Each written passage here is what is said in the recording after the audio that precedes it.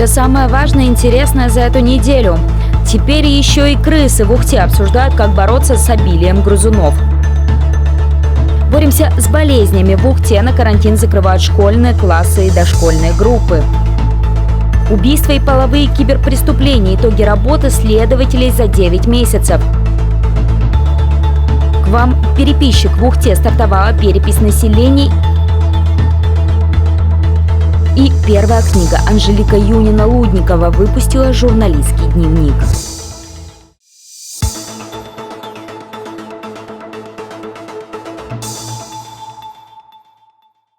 В администрации Ухты решают, как бороться с обилием крыс.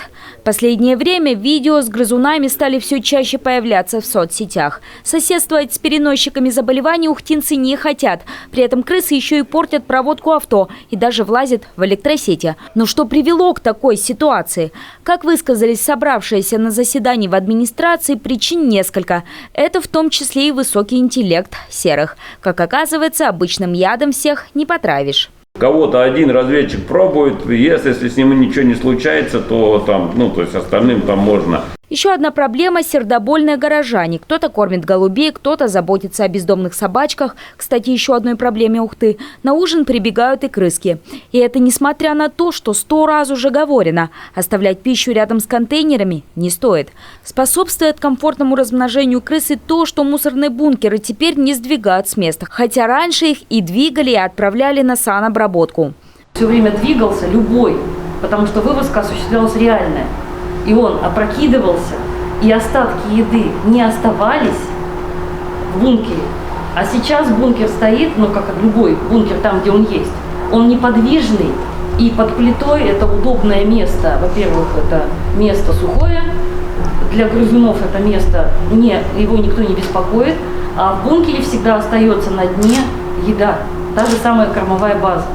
Проблему не решила и специализированная фирма. Она стала задирать цены на свои услуги, так что управляющим компаниям пришлось договоры расторгнуть и попытаться справиться с ситуацией самостоятельно. Но, как мы видим, нерезультативно. Хотя положительный опыт борьбы с крысами в Ухте все же есть. Касаемо космонавта-21, там был большой косогор. В косогоре просто много было нор. Мы его обкосили, не мы, спецавтодор обкосил, и в принципе в каждую нору было положено вещество. То есть проблема нас там снялась. Просто ее сделать бы совместно с вами, то есть вы по подвалам, спецавтодор по своим объектам, оно бы получилось, я думаю. Единственным верным решением теперь станет комплексная работа. В теории именно эта схема является рабочей. Снаружи истреблением грызунов займется муниципалитет, в домах – управляющие компании.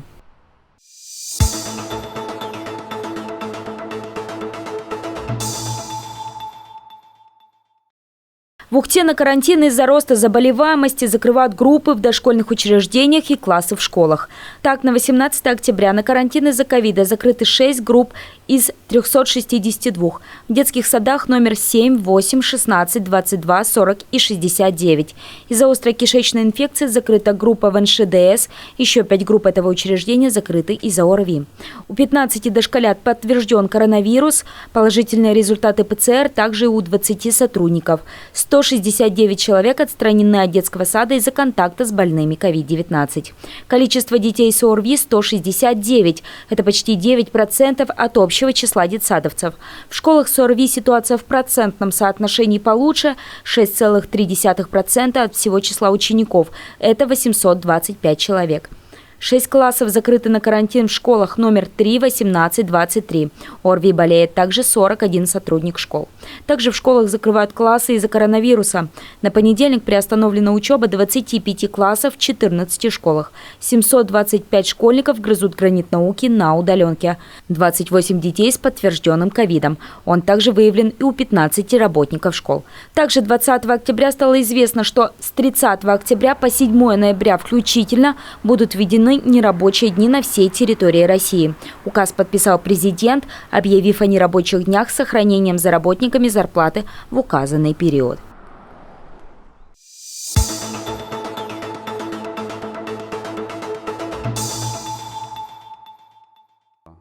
Руководитель Ухтинского отдела Следственного комитета подвел итоги работы за прошедшие 9 месяцев 2021 года. Как отметил Сергей Гнускин, в целом динамика в муниципалитете положительная. В сравнении с предыдущими годами общая статистика преступности падает. Но, несмотря на это, есть сферы, которые вызывают тревогу. Так в Ухте выросло количество коррупционных преступлений. Если за 9 месяцев прошлого года было возбуждено 5 таких дел, то в этом в 3 раза больше – 15. Большинство из них совершают сотрудники колоний. В настоящее время также имеется уголовное дело, которое расследуется. Там несколько эпизодов преступной деятельности, где заместитель начальника колонии получал денежные средства за пронос им телефонов на колонию. Мы уголовное дело расследовали и в том году в отношении него. Направили уже в суд для рассмотрения по существу. И ряд эпизодов, которые оперативные службы выявили уже после расследования уголовного дела, направили нам материал и возбудили. В настоящее время находится в производстве дела. Убийств в сравнении с прошлым годом меньше, но статистику сильно подпортила ситуация, сложившаяся с 15 августа по 15 сентября. Всего за месяц в Ухте было возбуждено 6 дел по убийствам и причинению тяжких телесных, повлекших смерть потерпевшего. Это больше половины от всех зарегистрированных в этом году. Вызывает опасения ситуация, которая складывается в сфере интернет-преступности. Речь идет о половых преступлениях в отношении несовершеннолетних.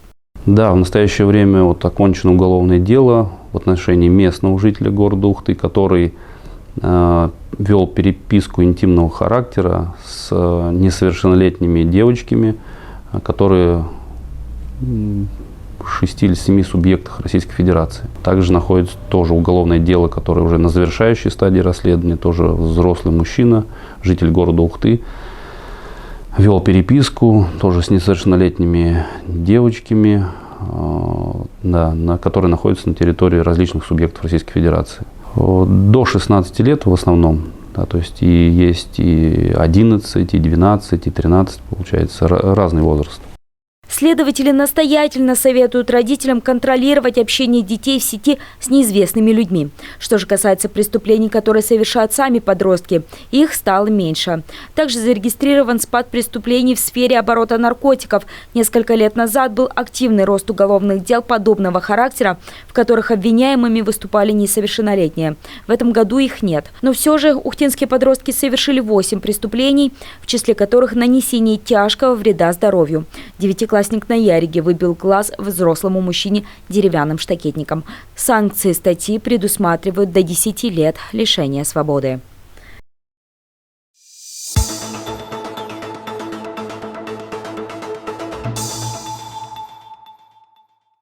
Роскомнадзор по республике Коми обратился в суд с иском к УГТУ.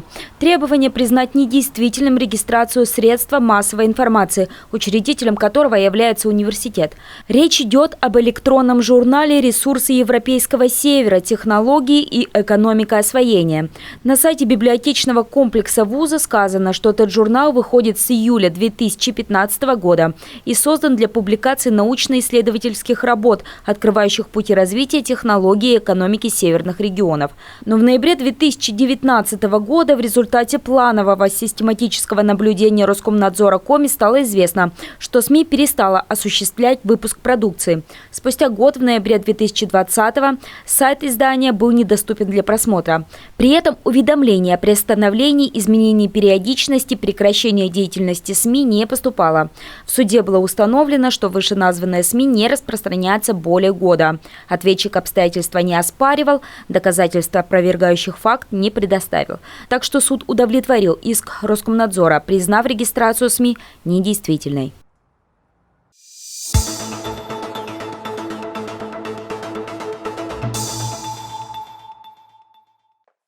В минувшую пятницу в России стартовала перепись населения. Она стала первой цифровой в истории страны. Переписчик пришел и в мой дом.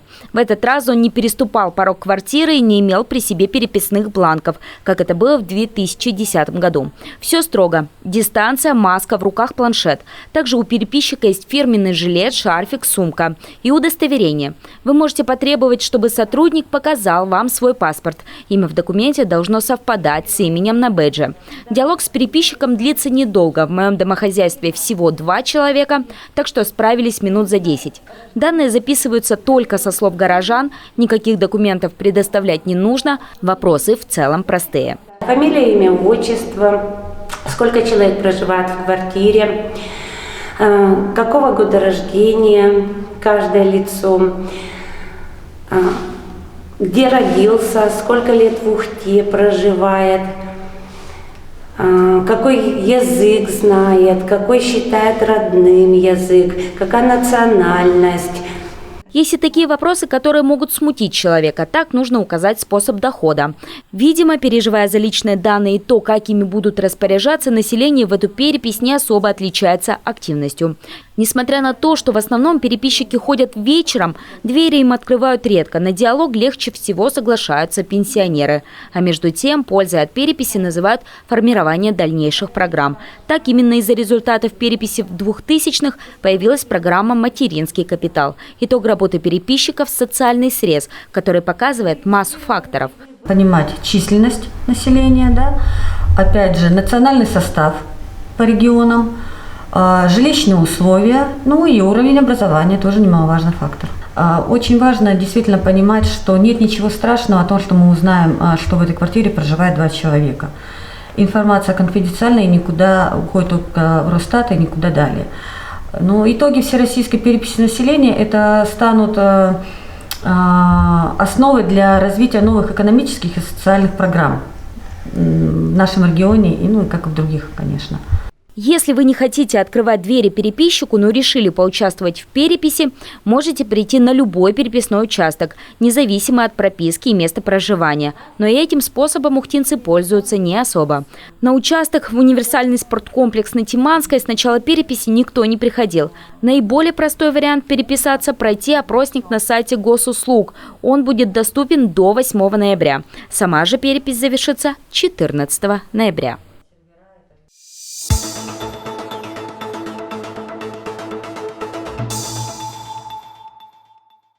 Ухтинская журналистка Анжелика Лудникова выпустила в свет свою первую книгу, в которой рассказала о профессиональной деятельности. Как отметила Анжелика Васильевна, свой первый труд в переплете она решила выпустить под девичьей фамилией, чтобы отдать дань памяти своему отцу.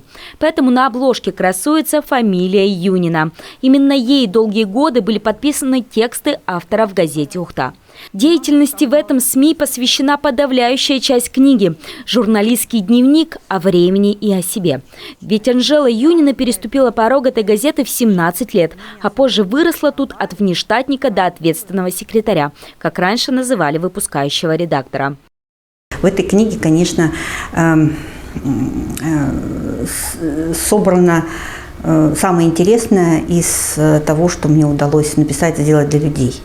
Вообще, я считаю, что главное призвание журналиста – это все-таки не информировать. Я знаю, что многие спорят, говорят, что нет, главное – это информация, факты, все остальное не имеет значения.